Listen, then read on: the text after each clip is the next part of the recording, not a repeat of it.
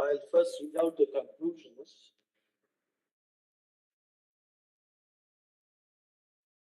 Then just refer to one of the paragraphs in the judgment.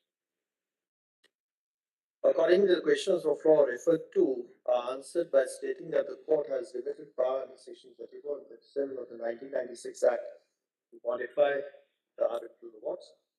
This limited power may be exercised under the following circumstances. 1. Where the award is severable by severing the invalid portion from the valid portion of the award as held in Part 2 of our analysis. 2. By correcting any clerical, computational, typographical errors which appear erroneous on the face of the record as held in Part 4 and Part 5 of our analysis. Post-award interest may be modified in some circumstances as held in Part 9 of our analysis. And or Article 142 of the Constitution applies, albeit the power must be exercised with great care and caution and within the limits of constitutional power as outlined in Part 12 of our analysis. There's a slight difference of opinion between the majority and this is Vishwanathan, and this is Vishwanathan will read out that.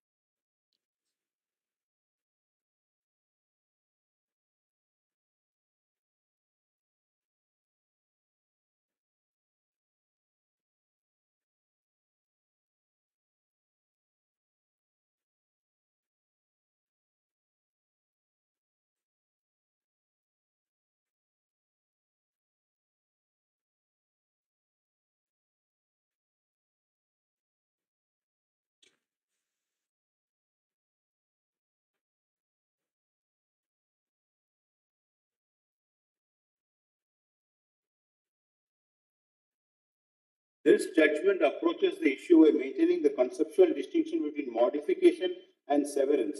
Whenever modification is discussed, it is to examine whether a Section 34 court can change, vary, or qualify an award. Whenever severance is discussed, it has to be understood to mean to separate and disjoin. Parties have also canvassed arguments based on the distinction, while the rival parties were daggers drawn on the aspect of the power to modify in the Section 34 code. There was unanimity on the power to sever, subject to conditions compatible with severability. After discussing, setting out the arguments and the ecosystem of arbitration, particularly Section 5, the overarching note of restraint in judicial intervention as set out in Section 5, the proscription for intervention set out in Section 13.5 and 16.5, the range of options under Section 33 for the parties and the arbitrator to carry out repairs to the award in the manner set out therein, the limited option to seek recourse to set aside on prescribed grounds with a shackle within inverted commas only if in Section 34.2 and the further safety valve available in Section 34.4 to go back to the arbitrator under circumstances mentioned therein are clear pointers about the acutely circumscribed nature of the power in the Section 34 code. This viewed in the background of the fact that parties have with open eyes contracted to go for arbitration and subject themselves to the parameters prescribed in the Act after ousting the normal judicial process clearly indicates that parties were conscious of the limited role for the courts in the review of the arbitral awards. The absence of express powers to modify for a court hearing objections against the award when such a power existed in the Precursor Act also points to the legislative intent. It is in this background that the arguments of the parties clamoring for reading into of the power of modification needs to be tested. Thereafter, case laws have been discussed, arguments have been dealt with. The argument that absurdities will result and hardship will be caused if power to modify is not read as no merit. There are at least two compelling reasons to hold so. The Arbitration and Conciliation Act in Section 43.4 itself contemplates that on the setting aside of the award, the option is to commence proceeding, including arbitration with respect to dispute. The lawmakers are fully conscious of the situation that setting aside of the award will result in the dispute continuing to be thrown open at large, since notwithstanding the setting aside of the award, the legal position is that the arbitration agreement survives except in situations where the order setting aside has findings impinging on the validity of the arbitration agreement itself. And Hence, recommencement of proceedings, including arbitration proceedings wherever legally maintainable, being expressly contemplated in the statute, the same cannot be brushed aside on the grounds of causing hardship to the parties. Parties will no doubt have all contentions open. The second reason is equally compelling. As briefly discussed earlier, when parties agree to arbitrate, they consciously with open eyes agree to step out of the normal judicial process and submit their dispute to a third party. Parties then are also conscious that when they agree to arbitrate, their rights and liabilities will be governed by the regulating act, which is the Arbitration and Conciliation Act. In that sense, there is a contractual ouster subject to the terms of the Arbitration and Conciliation Act or the normal judicial process, and the said course of action is sanctified under Section 28 of the Contract Act. Thereafter, we have contrasted it with the appellate power of the Civil Procedure Code and how the powers are different. In view of this, Section 34 Code, unless expressly authorized by law, cannot modify or vary the award, since it will be tantamount to exercising the powers of a merits review when parties have contracted to have their disputes referred to a third party outside the normal judicial process for adjudication of arbitration. Then we have dealt with the various arguments about lesser power. We rejected all of them. Dealt with party autonomy, not reading all of them. From the reasons stated in the earlier part of the judgment, it is crystal clear that the court's excessive powers under 34, which will include the appellate hierarchy, cannot change, vary, or qualify arbitral awards, as it strikes at the very core and root of the ethos of the arbitration process. Such an excess of power will derogate from the core aspects of the Arbitration and Conciliation Act and will breach a preeminent prohibition in the Act. In view of this, my finding, which is the first point of difference, is hence in matters arising out of Section 34 of the ANC Act, this court will refrain from exercising powers under Article 142 in view of the law laid down in SCBA and Shilpa Shailesh.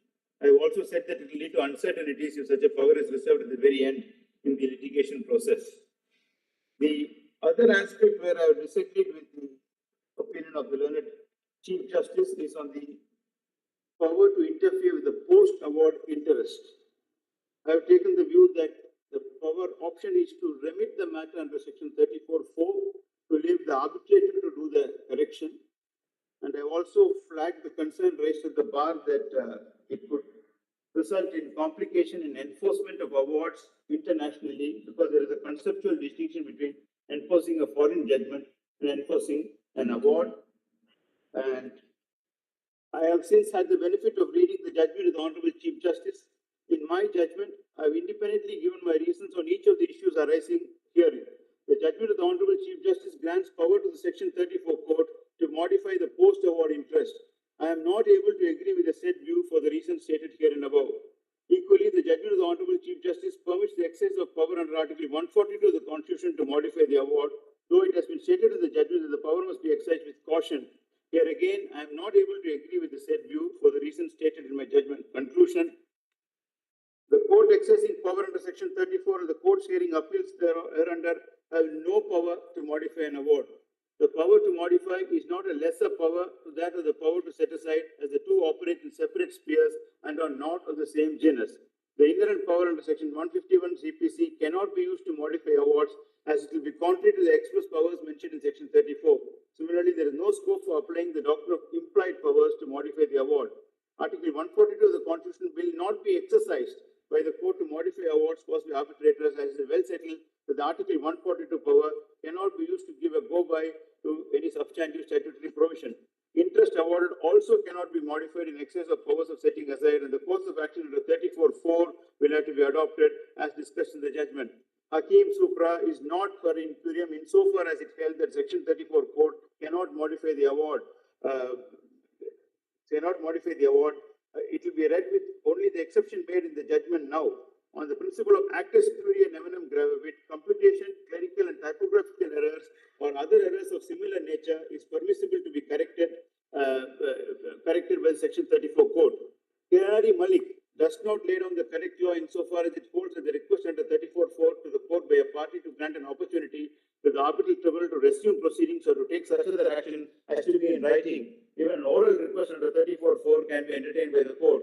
The power under 34(4) can be exercised by the court suo motu also under the circumstances set out here and above. A court under Section 34 and the courts hearing appeals thereafter have the power to sever parts of the award in excess of the powers of setting aside awards under 34. However, while severing, the parameters set out here and above and flowing from the judicial precedents discussed therein have to be followed. And answers to the reference have been given. Appreciation is recorded for the painstaking efforts put in by the learned Solicitor General and all the learned senior counsels who addressed arguments, and also to the teams assisting them. The reference is disposed of in the above terms.